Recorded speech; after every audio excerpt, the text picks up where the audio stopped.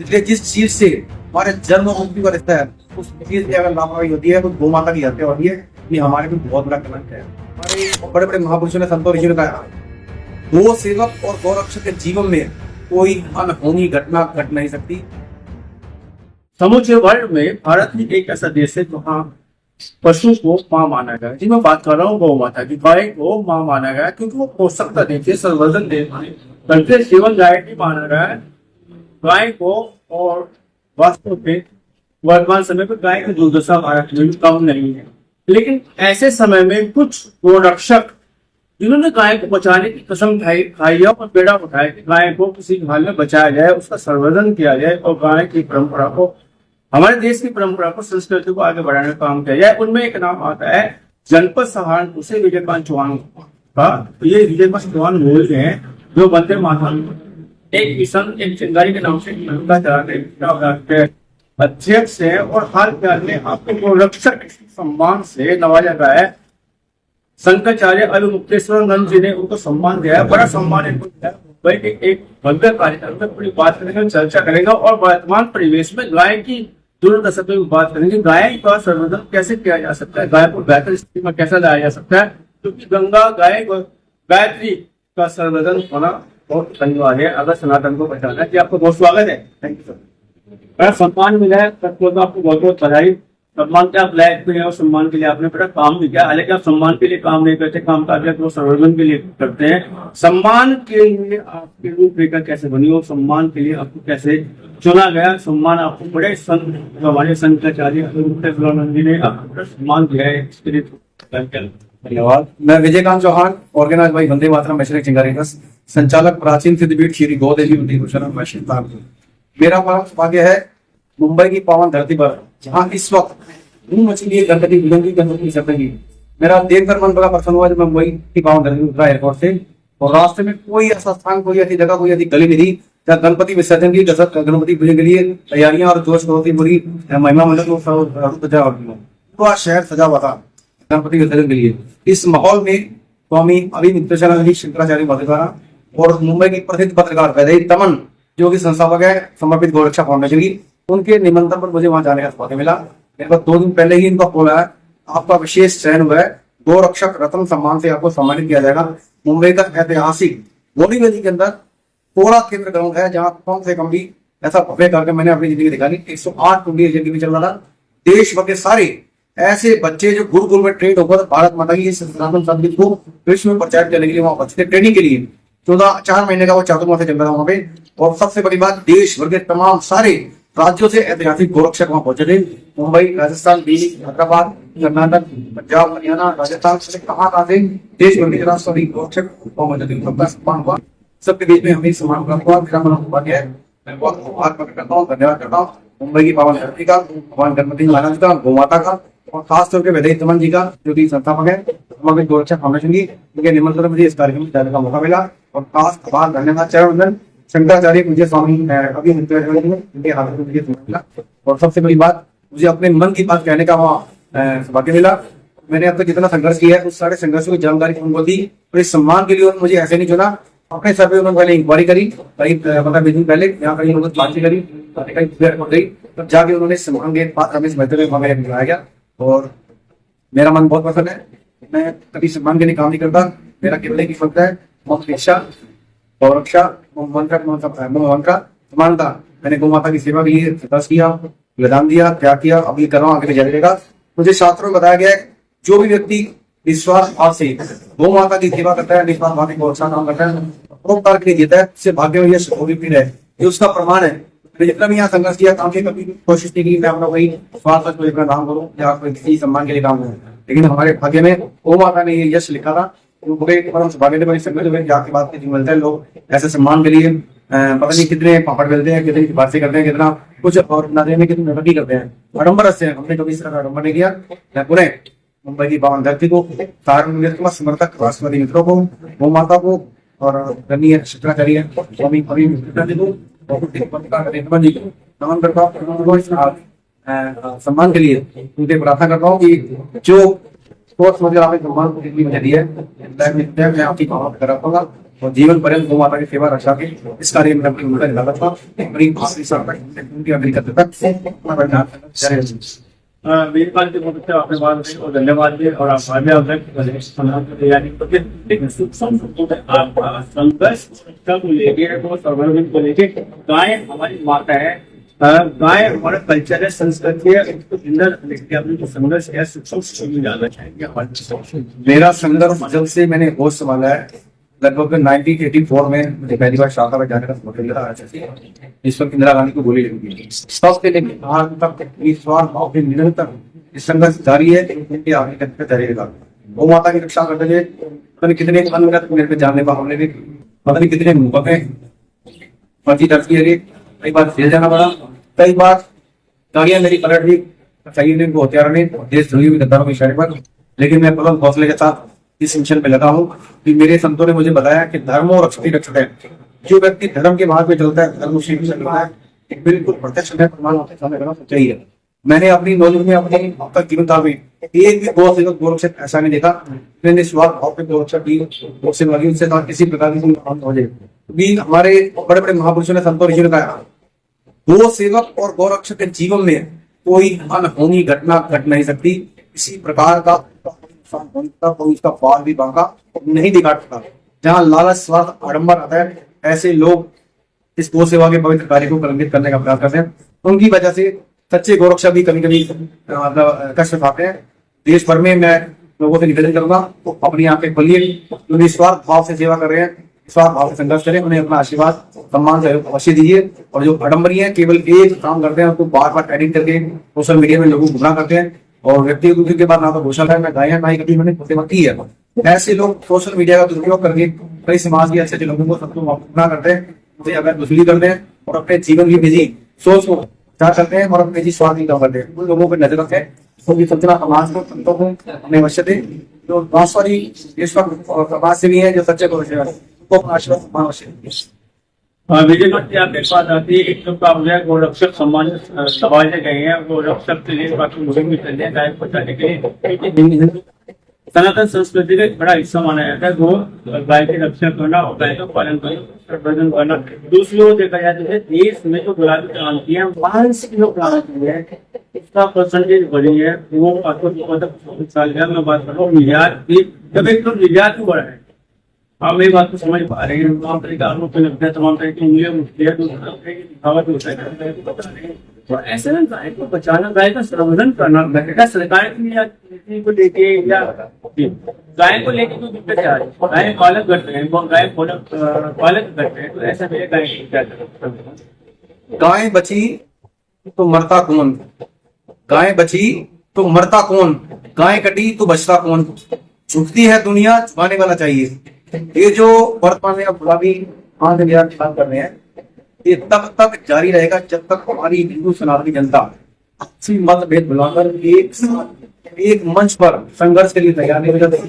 जब तक हमारे जातिवाद, भाषावाद, क्षेत्रवाद, प्रांतवाद रहेगा लोग जातियों में बटकर अपने ही देश का नुकसान करेंगे, सुरक्षा के आंदोलन का नुकसान करेंगे। तब तक ये सरकार हमारी सुनवाई करने वाली सरकार कोई भी, मैंने आपको कहा झुकती है दुनिया, झुकाने वाला चाहिए। तो इस देश धर्म के राष्ट्रवादी कार्य के संघर्ष में हम सभी को तन मन धन के साथ तैयार रहना चाहिए।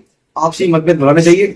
आपसी मतभेद भुलाकर ही इस राष्ट्रवादी कार्य को गौ माता को राष्ट्रमाता को हत्या भारत के निर्माण की संकल्प को पूरा रखते हैं। तो इस संघर्ष को जारी रखने के लिए मैं देश में तमाम संतों से, महापुरुषों से, समाज संगठनों से, राष्ट्रवादी पार्टी से निवेदन करूंगा कि गाय सनातन के आरंभ से अंत तक, जन्म से मृत्यु तक का हमारे साथ गाय का रिश्ता है। कि जब हमारी मृत्यु होती है, मृत्यु के वक्त जब हमारा अंतिम संस्कार होता है, उस अंतिम संस्कार में जब तक गोबर और गाय का लेप हमारी अंतिम शैया पर ना हो तब तक हमारा अंतिम संस्कार पूर्ण नहीं होता।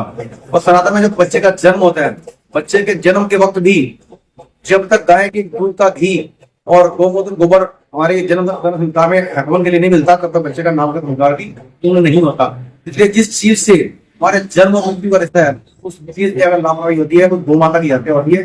ये हमारे भी बहुत बड़ा कलंक है। जब तक धरती पर गौ माता का रक्त गिरेगा तब तक है भूख और आतंक रहेगा। अगर चाहिए दुनिया में शांति, गौ माता की रक्षा करनी होगी समस्त सनातनियों को सशस्त्र क्रांति। ये जो मुद्दा है, ये जो आंदोलन है सशस्त्र क्रांति का है। कायर की कोई सुनवाई दुनिया में नहीं है। आप अगर सशस्त्र क्रांति के साथ इस आंदोलन को आगे बढ़ाएंगे, जो भी गौ माता की हत्या करेगा, तो वो कोई भी है, नेता है, अभिनेता है, पार्टी है, दल है, कोई भी वर्ग विशेष जातिवाद का बंदा है, तो उसके अंदर जब तक आप भय पैदा नहीं करेंगे तो गौ माता की रक्षा होना संभव है बिन होज ना प्रीत। भगवान श्री राम खुद हमें रामायण में जगा के गए हैं। एक समुद्र जिसके आगे भगवान कई लोग फरियाद करते रहे, समुद्र ने कितनी फरियाद की, और जब भगवान ने अपना बाण चंद्र पे चढ़ाया और समुद्र को ललकारा और अंतिम केवल एक ही बात कही, क्या कहते हैं, बोले राम समुद्र में भयभीत होना गई। 4 दिन समुद्र जल गए, 3 दिन बीत, बोले राम सकोप से भयभीत होना पड़ेगी। और जब भय दिखाया प्रभु श्री राम जी ने, वो समुद्र पैरों पड़ गया, समय याचना की और अपना रास्ता बताया। ऐसे ही भगवान श्री कृष्ण गीता में क्या कहते हैं कि संग शक्ति कलयुगे, कलयुग में भगवान का अवतार नहीं होगा, केवल कलयुग के अंदर जो संगठन की शक्ति के साथ रहेगा, संगठन की शक्ति ही आपके लिए भगवान के अवतार का काम करेगी। आप पूरे केरल के अंदर चले जाइए, बंगाल में चले जाइए, अन्य कई ऐसे राज्य जो हिंदू विहीन हो चुके हैं, वहां ऐसे सैकड़ों हजारों लाखों हिंदू भी हैं जो गौ माता का भक्षण करते हैं, गोमांस खाते हैं। वो नाम के हिंदू है, उन्हें हिंदू समझते जरूर है, लेकिन वो हिंदू नहीं है। वो आरक्षण कोटा खाने के लिए अपने नाम उन्होंने हिंदू हैं और कर्म से वो मुस्लिम या ईसाई बन चुके हैं, लेकिन हिंदुओं को धोखा देने के लिए, सरकार को पार्टी को धोखा देने के लिए, अपने नाम हिंदू रखते हुए आरक्षण का कोटा देने के लिए, आरक्षण खाने के लिए गोमांस खा रहे हैं, देश के कानून का अन्याय भी कर रहे हैं, संविधान की धज्जियां भी उड़ा रहे हैं।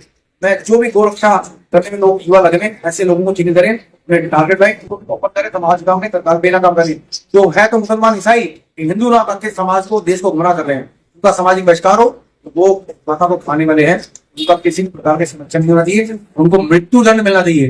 मैं भारत सरकार से निवेदन करता हूँ जल्द से जल्द हमारा देश के अंदर दो हत्या करने वाले और कब्जात करने वाले, धर्मांतर करने वाले समस्त लोगों के विरुद्ध मृत्यु दंड का कानून संसद में पास होना चाहिए, क्योंकि ऐसे लोग केवल एक समाज का हिस्सा ही नहीं बदलाव करते, पूरी देश की संस्कृति, परंपरा और संस्कृति को नष्ट करने के लिए दुश्मन बन जाते हैं। आप देख लिए मोहम्मद गौरी को पृथ्वी चौहान ने जब माफ किया 16 बार, 17वीं बार मौका मिलते थे पृथ्वी चौहान की आंखें तोड़ दी और अपने काबुल में पैदल बांध के ले गया, उसको जान से मारने की कोशिश करी।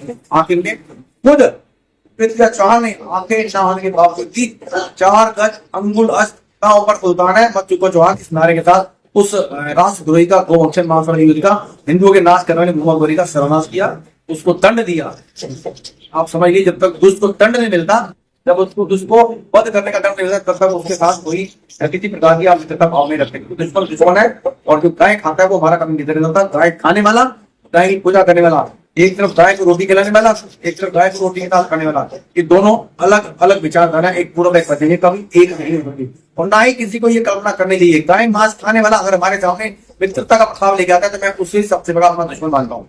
गो हत्यारे को तुरंत मृत्यु दंड मिलना चाहिए। भारत में गो हत्यारे का संरक्षण करने वाला भी मृत्यु दंड का बना चाहिए। तुम्हारे श्राप को लेकर जो गो हत्या करता है, गाय का संरक्षण करता है, उनके कान में गरम गरम शिक्षा खोल के डाल देना चाहिए। जब वो कुरान की बात करते हैं, अपने हदीस और सीरत की बात करते हैं, लिखा है बहुत सारी बातें, उनको मानकर अल्लाह को बोलकर हमारे लोगों का कत्ल करते हैं और सरपंच से जुदा करते हैं। हमारे हिसाब से मिलता है, हमें भी उसको फॉलो करना चाहिए। लिखा हुआ क्लियर, जो वो क्या करता है, गाय का मांस खाता है, उसके कान में गरम गरम शीशा खोल के डाल देना चाहिए। ऐसी मृत्यु की दया ऐसी को लिखी हुई है। वो अपने शास्त्र को भूल चुके हैं, अपने मंत्र को भूल चुके हैं, अपने वेद को भूल चुके हैं, इनसे पढ़ा ही नहीं किया। देश जब आजाद हुआ 1947 के बाद, देश के पहले 5 शिक्षा मंत्री मुस्लिम थे, धर्म विरोधी थे, सनातन विरोधी थे। उन लोगों ने ऐसे कानून बनाए जहां पर महाराणा प्रताप, छत्रपति शिवाजी और देश के तमाम वीरों को आतंकवादी कहा गया, उन्हें के खिलाफ नेगेटिव प्रचार किया गया, उन्हें किताबों से गायब किया गया। और औरंगजेब, अकबर, टीपू सुल्तान, मोहम्मद गौरी जैसे जिन्होंने लाखों हिंदुओं का कत्ल किया, लाखों बहन बेटी को बलात्कार किया, चीर हरण किया और न जाने कितनी हमारी लाखों गौ माताओं को उन्होंने काट डाला, मठ मंदिर को तोड़ डाला, मठ मंदिर लूट लिए। ऐसे हत्यारे, आतंकवादी, समाज के दुश्मन, उन लोगों को हमारी किताबों के अंदर योजनावार तरीके से षड्यंत्र करके महान बताया गया। मेरा मान छोटा बालक है, हमारी अमित है, अगर आपको ये बता दें कि आपके पापा बलात्कारी थे, अय्याश थे, देशद्रोही थे, गद्दार थे, सत्यारे थे, शराबी थे, आप एक किसी अच्छे कार्यक्रम भैया आम जनता पे गर्व से अपने पापा का नाम ले पाएंगे? नहीं ले पाएंगे। आपको शर्म आएगी कि आपके पापा को बताया गया कि आप आपके पास शराबी थे, इस तरह हमारी किताबों में हमारे महापुरुषों को योजना बनाने के लिए, बच्चों का मन खराब करने के लिए, उनको निराशा करने के लिए, निराशित करने के लिए बताया गया कि हमारे महापुरुष गलत थे और उनके आतंकवादी, देशद्रोही, गद्दार, बलात्कारी महान थे। तो ऐसा बच्चा जो अपने महापुरुषों को जानता नहीं है, उनके बलिदान को जानता नहीं है, अपने देश धर्म के लिए क्या बलिदान करेगा, क्या संघर्ष करेगा। यही अगर बताया जाए हमें जी, आपके पिताजी महाराणा प्रताप के वंशज थे, जिन्होंने एक ही तलवार में बेलोर खान जैसे दुष्ट को, सनातन विरोधी को घोड़े समेत एक तलवार में काट के 2 टुकड़े कर दिए। ये बातें सुनते जब आपका बच्चा गर्व से बोलता है कि मैं ऐसे महापुरुष का वंशज हूं, जिन्होंने एक तलवार से सनातन विरोधी को घोड़े समेत काट दिया, फड़क उठती है। ऐसे बच्चों को इन महान वीरों की गाथाएं सुनानी चाहिए, जिसे पढ़ के सुन के अपने देश के लिए, अपने धर्म के लिए, अपनी मातृभूमि के लिए, अपनी संस्कृति और परंपराओं के लिए, बहन पीढ़ियों के सम्मान की रक्षा के लिए, संघर्ष के लिए, बुलंद हौसलों के लिए, मारने के लिए तैयार होते, ऐसी वीरता वाले उस बच्चे में चाहिए। वो अपनी महानता का किस्सा कहानियां सुनानी चाहिए। हमारे सामने इजराइल मेहमान है, छोटा बच्चा दुनिया के किसी भी कोने में पैदा होता है, पैदा होते ही वो इजराइल का नागरिक बन जाता है, और पैदा होने के कुछ माह में बाद ही उनके लिए कानून है, आपको इतने वर्ष अपनी फौज की सेवा करनी है। किताब लगे बता रहे हैं, तो फौज में रहने का वो बच्चा देश के लिए 8 वर्ष का एक कमांडो बन के बाहर निकलता है, देश भर में कहीं नहीं जाता है, उसके देश के विरुद्ध कोई बोला जाता है, उसकी संस्कृति, उसके महापुरुषों के खिलाफ बोला जाता है, उसका डट कर मुकाबला करता है, मुंह तोड़ जवाब देता है। वही परंपरा हमारे देश में भी होनी चाहिए। हम लोग पहले ऐसे थे, उनसे ये परंपरा छीन ले गई, हमें महापुरुषों का दुश्मन हमसे छीन ले गया। हमारे बच्चों को अपने महापुरुषों के बारे में स्मरण करना चाहिए। इसलिए मुनियों की गाथाएं लिखी नहीं है किताबों में, उन्हें पढ़ानी चाहिए। अपने देश के इतिहास के बारे में जानने के लिए तभी जाके हमारा देश बचेगा, हमारी संस्कृति बचेगी, हमारा भारत बचेगा, सनातन बचेगा, गोमाता बचेगी, तमाम सारी बहन बेटियां मठ मंदिर की सुरक्षा होगी। तो मेरे साथ में विवेकानंद चौहान जी को सम्मान से सम्मानित हुए हैं और बड़ा उत्साह के साथ मिले, आपको सम्मान मिला है। और इनका स्पष्ट रूप से कहना है, अगर हम भारतीय संस्कृति को देखना रक्षा करेंगे तो भयभीत एक नहीं है कि साथ में हमें रक्षा thank you sir. Vande Mataram. मैं आपके जन्म में कहना चाहूंगा, ये देश सदियों से गुलाम है। 1000 साल की गुलामी की जो पीड़ा, जो यातना है, जो दंश हमारे महापुरुषों ने, हमारे परिवारों ने, हमारे पूर्वजों ने झेला है, अब हमारे पास मौका है। हम अब तक कहते थे कि पुरानी पीढ़ियों के हमारे महापुरुषों ने कुछ गलतियां की, गलतियां हमें भुगतनी पड़ेगी। आज हम यंग हैं, आज हम समझदार हैं, सोशल मीडिया का जमाना है, हर तरह की जानकारी आपके सामने है। इतिहास को जानने के लिए विकिपीडिया है, गूगल है, और यूट्यूब है, आप अपने इतिहास को जानकारी ले। हम उन महापुरुषों की वंशज हैं, जहाँ गुरु गोविंद सिंह के बच्चों ने से अपने प्राणों को बलिदान दिया, उस ऐसी महान हस्ती के वंशज है। गुरु तेग बहादुर जी के पास जब कश्मीरी पंडित गए थे, तो उस कश्मीरी पंडितों की रक्षा के लिए एक महान महापुरुष का बलिदान होना आवश्यक है। तो छोटे गुरु गोविंद सिंह जी के सामने गए थे, उन्होंने कहा, मुझे पिताजी इस वक्त आपसे बड़ा महापुरुष कौन है, आप कश्मीरी पंडितों की रक्षा के लिए बलिदान दीजिए, मैं आपके साथ हूँ। ये बात सुन के तेग बहादुर जी ने खुश हुए, जिस चीज को हम पूरी दुनिया में वो चीज मेरे घर में करता, मेरी वंश परंपरा को आगे चलाने वाला गुरु गोविंद सिंह पैदा हो गया है।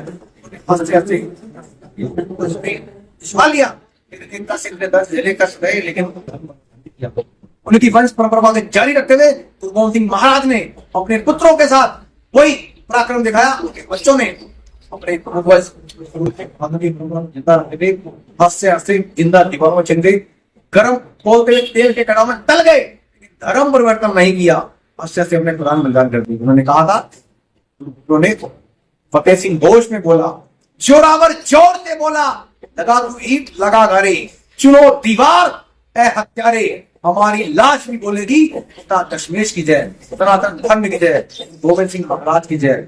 नाम श्री वाहिगुरु बोलते हुए अच्छे से उन्होंने अपने प्राण बलिदान किया, और जब अपन जाति महान दूसरों के सामने अपना धर्म प्रकट किया। हमने उन्हीं संतान है, हमें भी उनसे प्रेरणा लेने के लिए आज छोटे मोटे लालच देके तो लोग देश के मजबूत बेसहारा गरीब लोगों को छोटा सा लालच देके पैसे का, दवाई का ईसाई बनाते हैं, मुस्लिम बनाते हैं, उनके लिए आप धार बनती खरीदो। ऐसे लोग केवल छोड़ने के लालच के लिए, पैसे के लिए दवाई कर लेते हैं। उन तक पहुंचिए, उन्हें अपने देश के इतिहास के बारे में जानकारी दी, अपने पूर्वजों की जानकारी दी, कैसे उन्होंने धर्म की रक्षा के लिए बलिदान दिया, लेकिन धर्म वर्धन नहीं दिया। तो दिखाइए आप किनके बेटे किनके वजह से ये कुछ दुष्ट शक्तियां आपके आसपास विदेशी पैसे लेके आपके पास आ रही है, आपका धर्म नहीं करा रही है, बल्कि आपके राष्ट्र, आपके देश, आपकी परंपरा, आपकी वंश परंपरा, आपकी संस्कृति, आपके मठ मंत्र को तोड़ने के लिए उन्हें समय पर हिंदू जाति अगर तू गलती करती ना, गैर ना तेरे राजा होते, इतना कष्ट उठाती ना, पकड़ पकड़ कर छोड़ दिया, वैसे गलती थोड़ी थी,